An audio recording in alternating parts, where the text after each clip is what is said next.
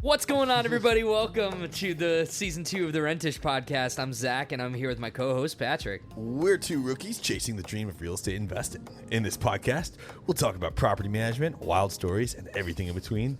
We don't know it all yet. But that's the point. We're learning as we go, just like you. We'll bring in the experts to educate and inform us, and then we'll figure it out together. So let's laugh, learn, and dive into real estate side by side.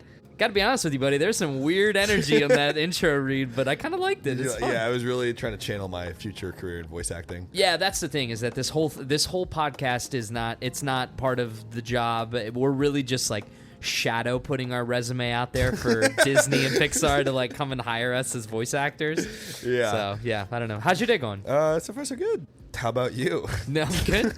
I'm caffeinated up. I'm drinking we had chocolate coffee. I know, that's all we had. It was actually really good. I was shocked. I usually don't like flavored coffee in any respect, but that was some very subtle, very lovely hints of chocolat, and I was very much enjoying it. You're pounding the seltzer over there? Yeah, I already had my coffee. Already had your coffee? Ready to roll? Ready to get energized about property management? I'm so pumped. Yeah? Oh, yeah. I just saw you the other day. Yeah, well, before you talk about that, thank you for listening to the Rentish Pod. Check us out on socials at the Rentish Pod. Email questions at therentishpod.com. Go to the Rentish podcast on your podcast platform of choice. Like us, subscribe, hit the bell for notifications on new episodes. Like us, give us a comment, share it with your friends who like property management and real estate. And then, Patrick, go ahead. Oktoberfest. Yeah, as I was saying before I was rudely interrupted. Hey, we got to make the money. We got to pay the bills. Yeah, how was that? Musset's penniless. He laughed. He still doesn't have a mic. We can't afford a third mic anymore. We can make fun of him and not have any We had to sell the third mic to be able to pay for his salary.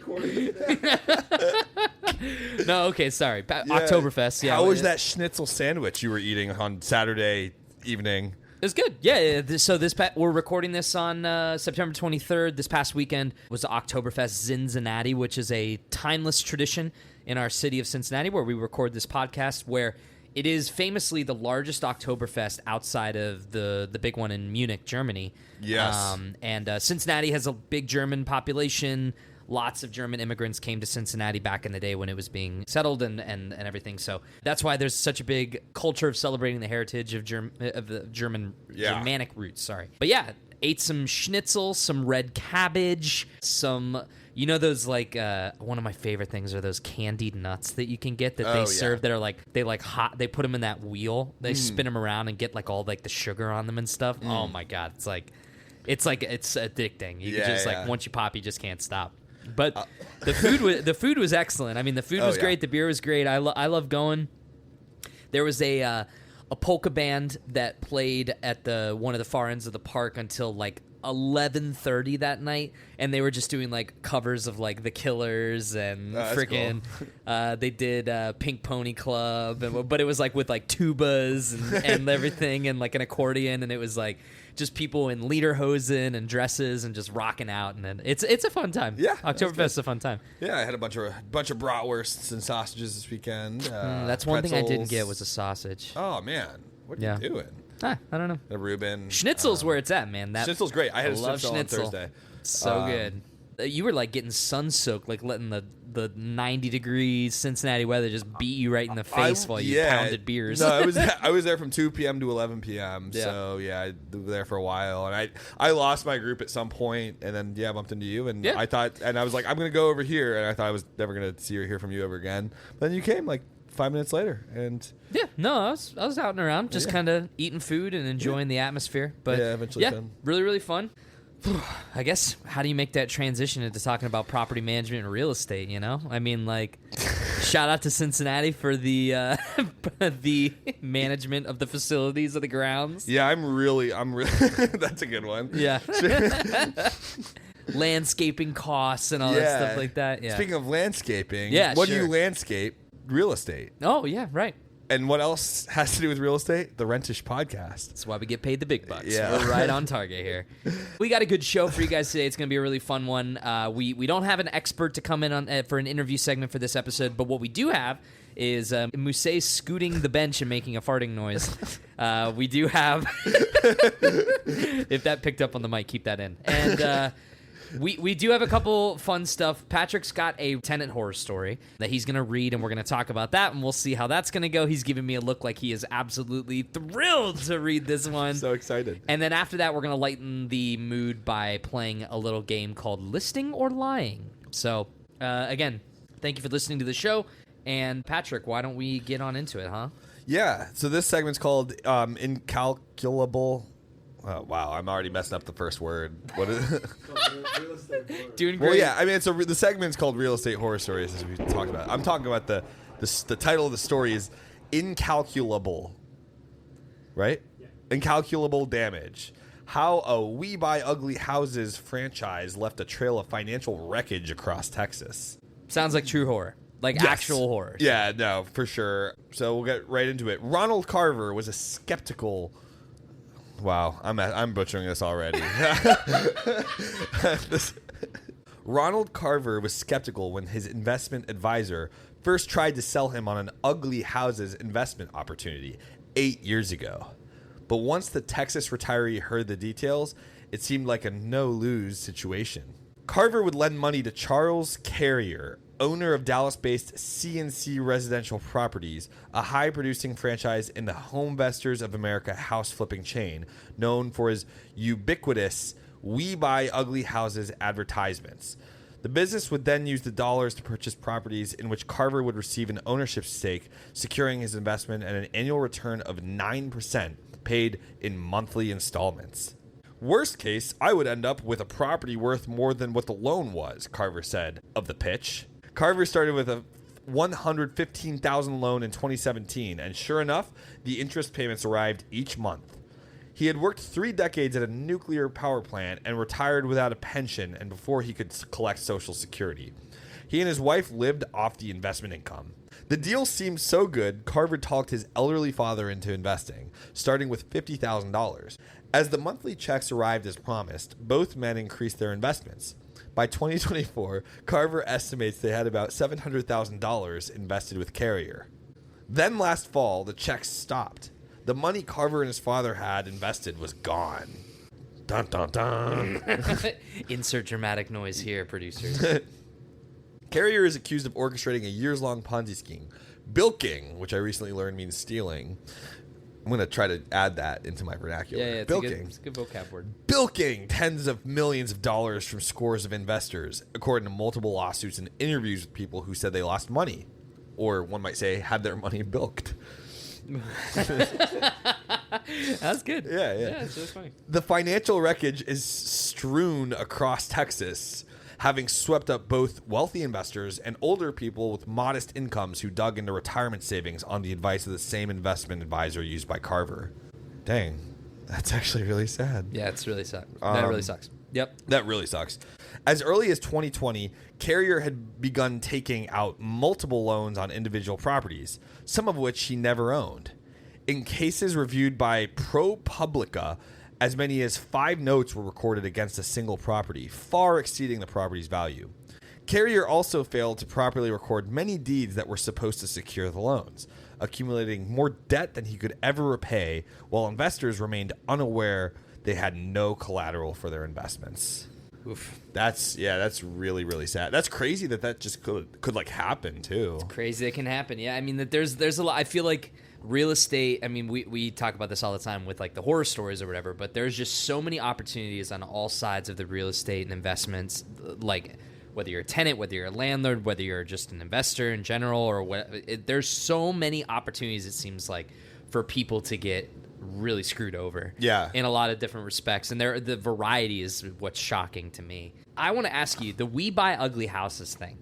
Yeah. This is like a super common billboard that you see all over the place. And like, I've really never thought too much about it. You see them everywhere and I'm like, okay, so I guess I get the concept, but like I never really thought too much about like who would actually look at one of those billboards and think like, oh, this is going to be something that I actually want to take advantage of. I've always kind of thought like it's a little scammy. Yeah. Or scummy.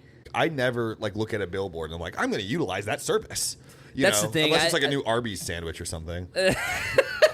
I think it might be. I mean, like that certainly seems to be like a difference in a lot of generational kind of ideology, right? It's like physical advertising is just kind of like not the vibe for younger audiences, I would say. Like, I mean, like, one of my favorites around Cincinnati is the bench ads that say, "See, you looked." Have you ever seen those? It's a bench and it's got an ad on it with two big eyes, and it's like, "See, you looked." Bench ads actually do work, and it's like a number to call so that you can rent out space on a bench. I always think about those when I'm like, yeah, okay, so I looked, but does it mean that I'm actually gonna like fall for whatever advertising is on the bench or whatever? Like that's kind of the thing with billboards. That's like usually it's just like an eyesore, and I just like look right on by. Right. But clearly there are people out there that see these things, get interested, they see the sales pitch, and they think, you know what, I've got a crappy. So that's my other thing is that like we buy ugly houses. I'm going to call them schemes or whatever. Those kinds of places are really just advertising a way for people with a damaged property or a hard to sell property. What are they there for exactly? They're just for like undesirable homes to be given an extra leg up to be sold through like these commercial partners, right? Yeah, I mean, it seems like it. I mean, like to me that just seems like you're adding extra steps to an already like tricky problem. Yeah, no, I agree. Yeah, producer Musset handed me his phone. We Buy Ugly Houses is a franchise of Homevestors, a company that buys homes in any condition for cash, including properties that need repairs as is. Homevestors uses a network of independently owned and operated franchisees who offer a fast, hassle-free way to sell a house compared to the traditional market. Though this convenience may come at the cost of a lower sale price, the company focuses on speed and convenience for sellers needing to offload properties quickly. No repairs needed. You can sell your house, quote unquote, as is without having to invest in costly renovations. Well, I feel like it's also one of those things like in this case in the story where it's like if it's a scam, I feel like a lot of times like you're instantly scammed, but here they were actually receiving monthly payments. And so it gave them the confidence to then invest more. Yeah. And then then they're out way more money. Have you ever heard of the phrase the long con? Tricking somebody over a period of time, like taking advantage of someone that in the long run you maybe get more out of the situation. Yeah, no, I mean that makes sense. That's clearly what happened here. At one point in the story, do you feel like the red flags became impossible to ignore? Yeah, probably when the check stopped coming. I mean, I just read that question and I was like, I mean, that's a pretty. Yeah, I mean, that's a red flag for me in any respect. If suddenly I stopped getting paid, I would be like, no, yeah. If I suddenly just stop receiving money for like a expected investment, like that is a definite red flag and something you should immediately draw concern on. Right. Well, what do you think could have been done differently to avoid falling for the Ponzi scheme? Well, that's a tricky question because it's like I said, it's kind of a generational thing, right? Yeah. Like, I mean, there are people that didn't grow up necessarily as intimate with the internet and with like digital advertising and the understanding of the way that the world works. And it's like, not to say gullible, like I definitely don't want to use that term because it sounds kind of mean-spirited. Yeah. But here's one of my least favorite things in the world. So if you watch Jeopardy or Wheel of Fortune or like the Antiques Roadshow or what I would dub affectionately an old person's show, there's a lot of advertisements that you'll see, commercials in between like the TV show that are always the same about like like advertising medicines or like specific like different things that are like more inclined and more targeted to an older demographic. Yeah. One of my least favorite commercials that you'll ever see. It's a commercial about like purchasing a specific company's life alert policy or something like that, where they're specifically targeting older people about life insurance policies or life investments or like investing on like a retirement sort of thing. The way that they frame the commercial is that it looks like a news segment where it's like it's got the news ticker tape and it looks like a news reporter sitting down at a table with a client that they're interviewing. And it's like, tell me about what this can do for elderly people in America or whatever. And they're like talking about it. And it looks like it's a news segment like on ABC or CNBC or whatever, but it's totally just an ad. It's like a 60-second targeted commercial. And I'm like, that is so manipulative to a specific group of people that it like sucks that even exists. I mean, and I haven't like fallen for this like scam, but for example, I got an envelope in the mail that was about paying tolls for New York State. And I was recently in New York to go visit my friend in Buffalo, and they're like, they've got the electronic tolls now. Yeah. And I feel like I get like scam texts all the time, and it's easy for me to see that. But like this envelope, it looked legit, but part of me is just like, if I just scan this QR code and pay on, like, who knows if this is actually going, you know, to the right people. So I always, like, for that, like, I looked up online and tried to not take that source for like as automatic truth, even though it may have looked legit. Like, I did some research and looked on, like, you know, Reddit and other sites, like, about like Sure. is this site like actually like legitimate, like the one that I'm going to pay on and all that stuff. So I always try to verify something before. Stay with us. We'll be right back. Stop overpaying for property management software. Inago gives you everything: applications, screening, lease signing, rent collection for free. It's a powerful, full-featured platform trusted by thousands of landlords with no fees or contracts. Sign up at inago.com today. That's INNAGO.com/podcast.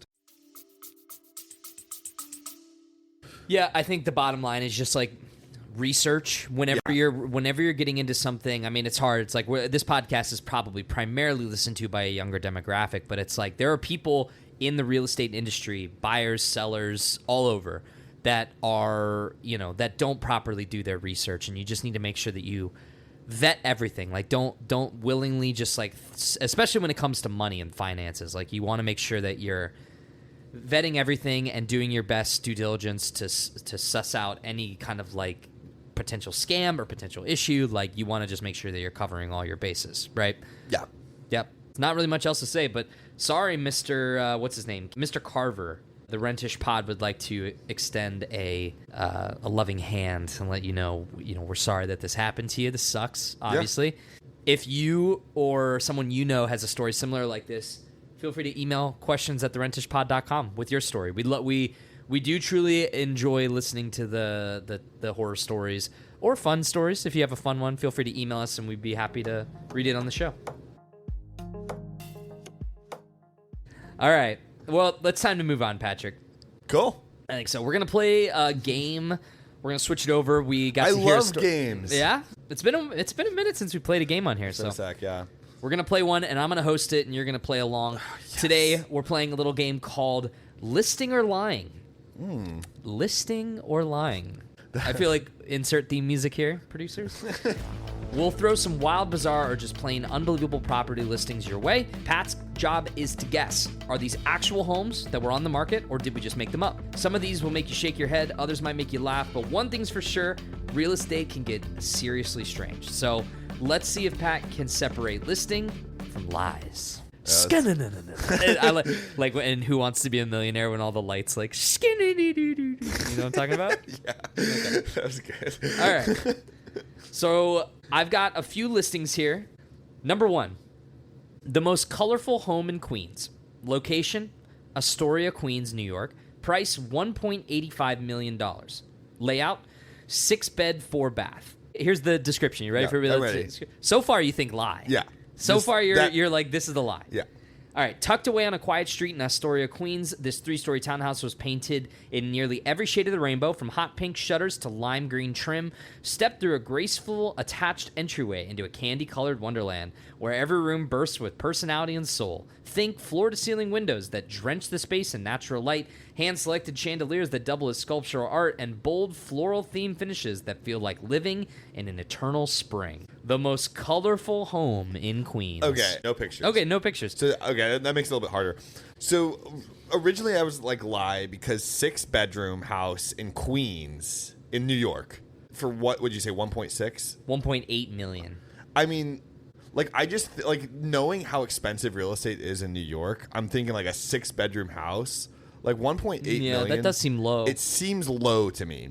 But also, it's like Queens and not like Manhattan, so maybe it's not as expensive as I might think. But like, it seems low for that big of a house or that many bedrooms of a house. That said, the fact that it's like claiming to be like the most colorful house, it's drawing all sorts of attention to itself for the colors. Sure. Like, makes it seem like, why would you draw this much attention to yourself instead of like, I feel like a scam listing might want to like be a little bit more, incognito and a little bit more like, I don't know. Like There's something to be said for the art of the sale, though. They're trying to make a catchy title. That's true. I mean, they're going big here.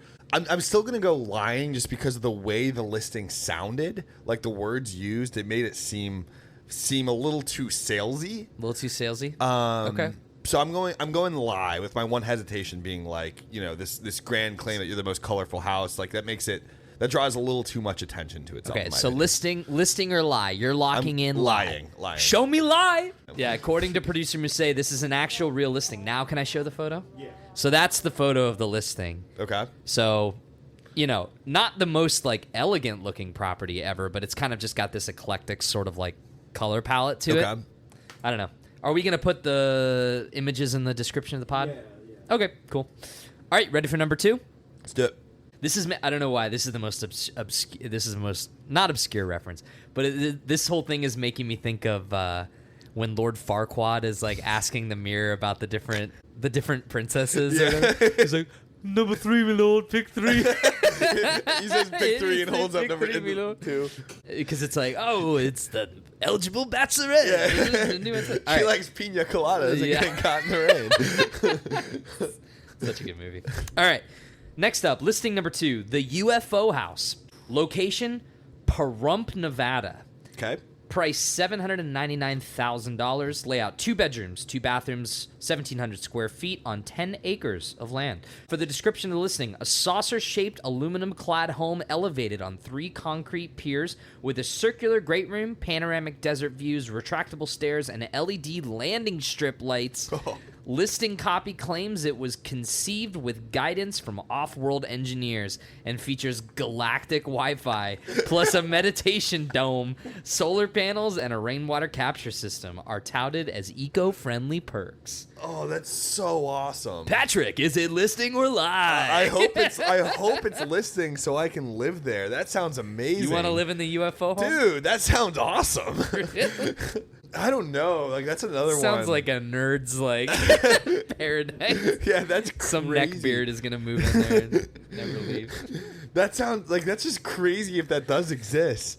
But it's so out there that I feel like it has, like, I'm going listing. Like, it sounds so out there that I'm gonna say that sounds real. Show me listing. This game.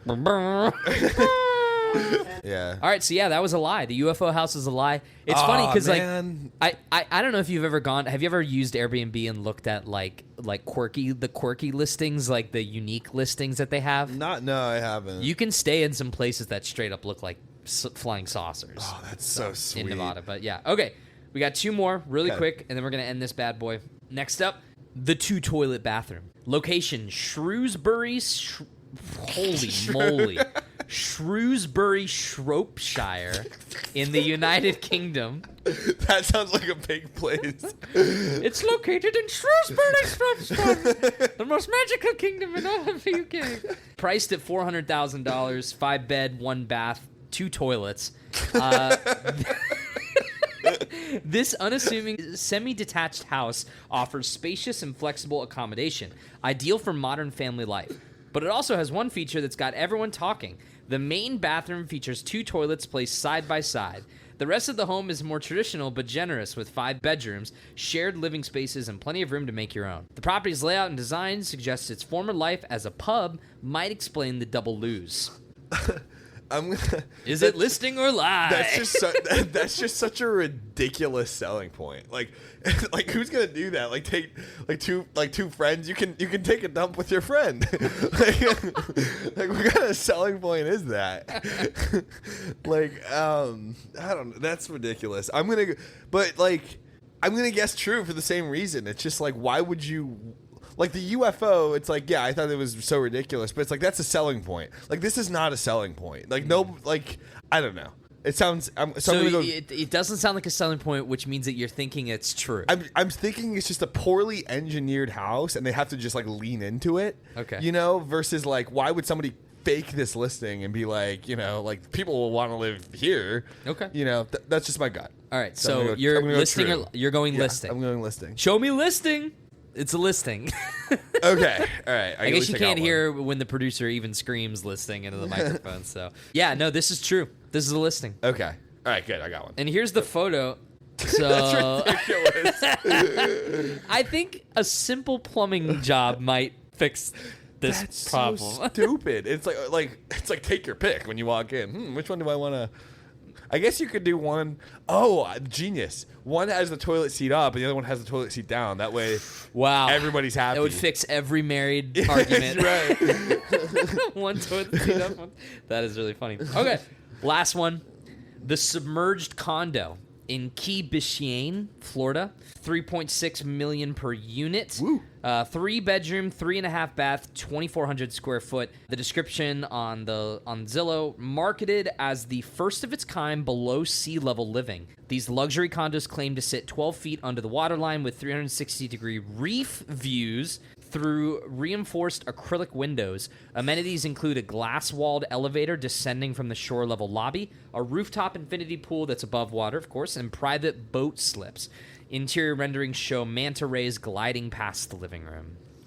Listing or lie? I'm gonna go. That sounds like a Bond villain lair. Like, or if this is real, that's just like the most rich kid energy thing I've ever heard.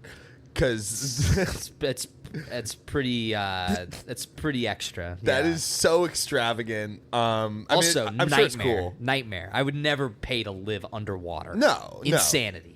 No, agreed. Insanity. If I woke up in the middle of the night and looked out a glass window and saw water, Like just a shark. nope, game over. Yeah, okay. It sounds like a Bond villain lair. I'm going fake. I'm going lying. Sorry. Going I lie. wanna Show get- me lie.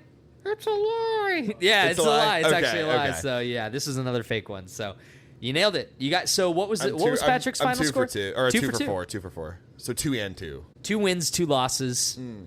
Congrats. You at least. I mean, you got 50% of it. Yeah. We'll see if next time you can suss out the other 50%. But I think you did a good job. I would have fallen for the UFO house. Is that the one? The UFO house. Yeah, maybe you fall for that one. But. I would have sunk whatever $700,000 into that. I think I was living in Area 51, and yeah, Well, maybe one of these days, Patrick, we can make enough money on this podcast for you to own the UFO house. So. Well, that's been another episode of the Rentish Podcast. Thank you guys for listening and joining along with the fun and the games and the news and the topics and everything. We've been having fun times talking with you. Remember to follow the show. You can go to the Rentish Pod on your favorite podcast service of choice. Search for us there. Give us a like, give us a follow, give us a comment, 5-star review. Share us with your friends that enjoy real estate, or maybe just enjoy two guys talking about real estate or things that, make us laugh and all that fun stuff there. Email questions at therentishpod.com if you have a fun real estate story, or if you've got some topic suggestions or ideas, or just anything that you want to write into the show, just questions about real estate, questions about property management. We'd be happy to answer those questions or give them to a guest to answer. If there's someone you'd like to see us interview on the show, feel free to message us as well. But yeah, that's about it. At the Rentish Pod on social media. I've been Zach, that's been Pat, and we'll see you guys next time. The Rentish Podcast is recorded in Cincinnati, Ohio, hosted by Patrick Giro and me, Zach Rotello. Produced by Musei Gebermeskel and Charlene Mulchandani. Edited by Elliot Mongenis. Theme song by me, Zach Rotello. What if you had a network of mentors and peers to guide you through your toughest challenges? Cohorts is a private network of experienced investors who share lessons, insights, and support at every stage of growth. Whether you're managing 10 million or 1 billion in assets, Cohorts helps you build smarter and avoid costly mistakes. Learn more and join the community at joincohorts.com/podcast.